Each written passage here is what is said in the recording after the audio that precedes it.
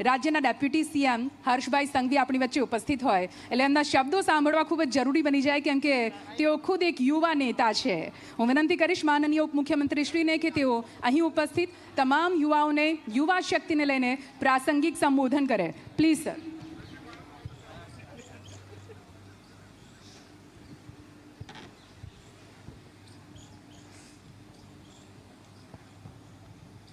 Zee Bharat youth fest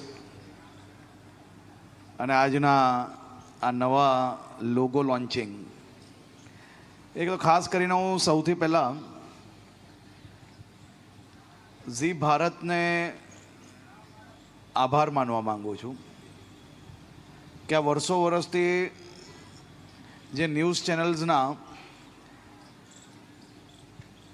કોઈ હોલમાં programme અને એકદમ આમ સિન્સિયર આમ બધા એકદમ શાંત માહોલના પ્રોગ્રામોમાંથી બહાર આવીને આજે હું મારા મિત્રો જોડે જે કાર્યક્રમ કરવાનો અવસર મળ્યો છે તે બદલ હું ઝી 24 કલાકને ઝી મીડિયાને ખાસ કરીને આભાર માનું છું. આમાંથી કેટલા લોકો એવા છે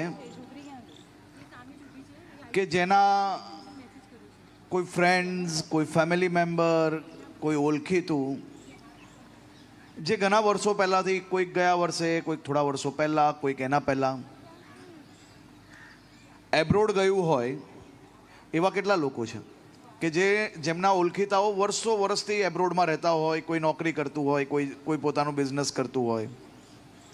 અને કેટલા લોકો અહીંયા એવા છે કે જેને એવું લાગે છે કે હવે આપનો સમય આવી ગયો છે અને આ બધા જ લોકોએ પાછું ઇન્ડિયા આવવું પડશે, એવું કેટલા લોકોને લાગે છે?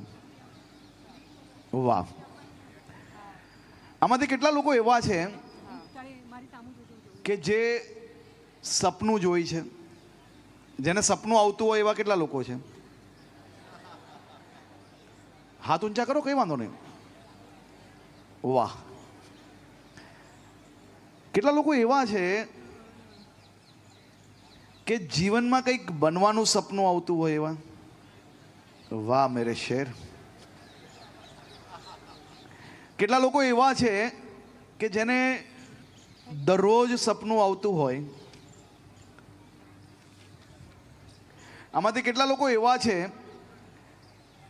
કે જેને જીવનમાં કંઈ બનવાનું સપનું સવારે આવતું હોય ને સાંજે ભૂલી જવાય, એવા કેટલા લોકો છે? વાહ. 5-25 લોકો તો છે જે સાચું બોલે છે. સવારે આવેલું સપનું સાંજે ભૂલી જવાય અને એ જ દિવસે રાત્રે આપણે પાછું નવું સપનું જોઈએ અને બીજા દિવસે પાછું કોલેજની કેન્ટીનમાં બેઠા બેઠા રાત્રે કોઈ ડૉક્ટર બનવાનું સપનું જોયું હોય અને સવારે કોઈ ફ્રેન્ડ એન્જિનિયરિંગ સેક્ટરમાં જતું હોય અને આપણે આપણું સપનું બાજુમાં મૂકીને આપણે એન્જિનિયરિંગ તરફ વિચારવા માંડે, એવા કેટલા લોકો હશે? આ એક ભાઈ તો સાચો છે. કોલેજની કેન્ટીનમાં બેઠા બેઠા ફ્રેન્ડ્સ જોડે કોફી પીતા પીતા જે લોકો પોતાનું સપનું ભૂલીને દિશા ભટકી જાય છે ને, એ જીવનમાં ક્યારેય કંઈ નથી બની શકવાનું. જીવનમાં કંઈ બનવા માટે સોશિયલ મીડિયામાં એકબીજાની મજાક ઉડાવવી કે એકબીજાને ક્રિટિક્સ કરવું, એનાથી તમારા સપના સાકાર નથી થઈ શકવાના. સપના સાકાર કરવા માટે ભગવાન તો તમને ખાલી ઓપોર્ચ્યુનિટી આપી શકે, પછી મહેનત તો જાતે જાગીને આપણે જ કરવી પડે છે. તો મારા બધા જ ફ્રેન્ડ્સને હું આજે ખાસ કરીને કહેવા આવ્યો છું કે આપણા દેશ પાસે અને ખાસ કરીને ગુજરાતમાં જે ઓપોર્ચ્યુનિટીઝ છે, એ ઓપોર્ચ્યુનિટીઝને તમે સૌ લોકો ગ્રેબ કરવા માટે, તમે એને અચીવ કરવા માટે પોતે મહેનત કરવી પડશે. બાકી બધો સપોર્ટ જે છે એ ગવર્મેન્ટ સિસ્ટમ્સ હોય કે બીજી બધી જ તમારી જે સિસ્ટમો છે, એ સિસ્ટમથી સપોર્ટ ત્યારે જ મળશે જ્યારે તમે પોતે મહેનત કરશો. આમાંથી કેટલા લોકો એવા હશે કે જે દરરોજ સોશિયલ મીડિયામાં કંઈક ને કંઈક નેગેટિવ કોમેન્ટ કરતા હોય? કોઈકને સિસ્ટમ ના ગમતી હોય, કોઈકને કંઈ બીજું ના ગમતું હોય. 1, 2, 3, 4, 5, 7 જણ તો મળી ગયા. ઓકે. આમાંથી કેટલા લોકો એવા છે કે જે દરરોજ પ્રોબ્લેમને સોલ્વ કરવાનો પ્રયત્ન કરે છે? વાહ.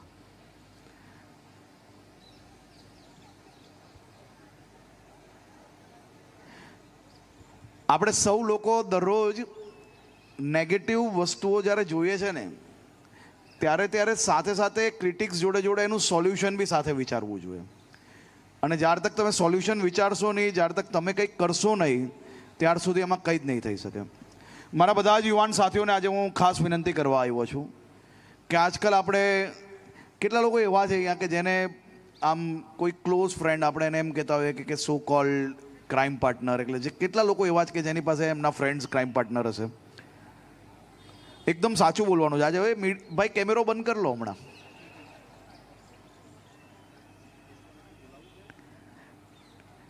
બધા આમ જોરથી હાથ ઊંચા કરો સાચા મનથી.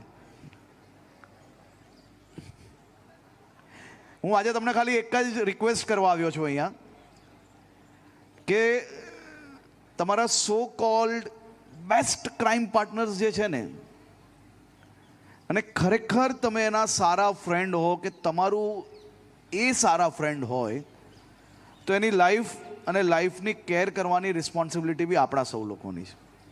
તો હું આજે રિક્વેસ્ટ કરવા આવ્યો છું કે તમારા સો કોલ્ડ ક્રાઇમ પાર્ટનર જો ક્યાંય ફસાયા હોય, અગર કોઈ એને સાયબર બુલિંગ, કોઈ એને સોશિયલ મીડિયામાં હેરાન કરતું હોય, તમને લાગતું હોય કે એ કોઈક એવું ડ્રગ્સ કે એના ચક્કરમાં ફસાયા છે, તો એવા વિષયોને છુપાવવાની બદલે એને સાચા રસ્તે લઈ જવા માટે તમે સૌ લોકો એના સો કોલ્ડ બેસ્ટ ક્રાઇમ પાર્ટનર બનો, પણ એની લાઈફ સ્પોઇલ કરવાના ક્રાઇમ પાર્ટનર આપ સૌ લોકો ના બનો, તેવી આપ સૌ લોકોને હું વિનંતી કરવા આવ્યો છું.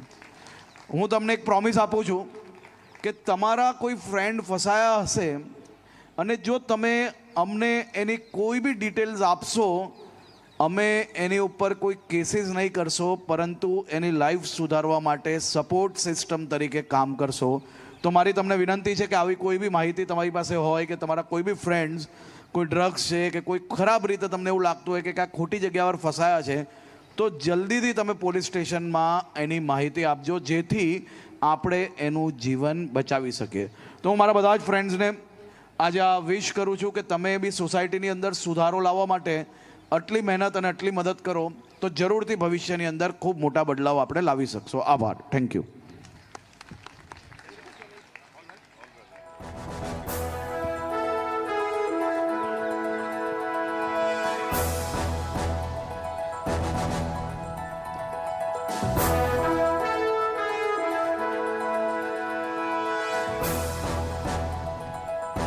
ઝી મીડિયાના સીઈઓ રતિન દાસજી આપણી વચ્ચે છે અને વિનંતી કરીશ કે તેઓ હર્ષ સંઘવીને પુષ્પગુચ્છ આપીને તેમનું સ્વાગત કરે. આ ક્ષણ ઝી મીડિયા માટે ખૂબ જ ખાસ થઈ જાય છે.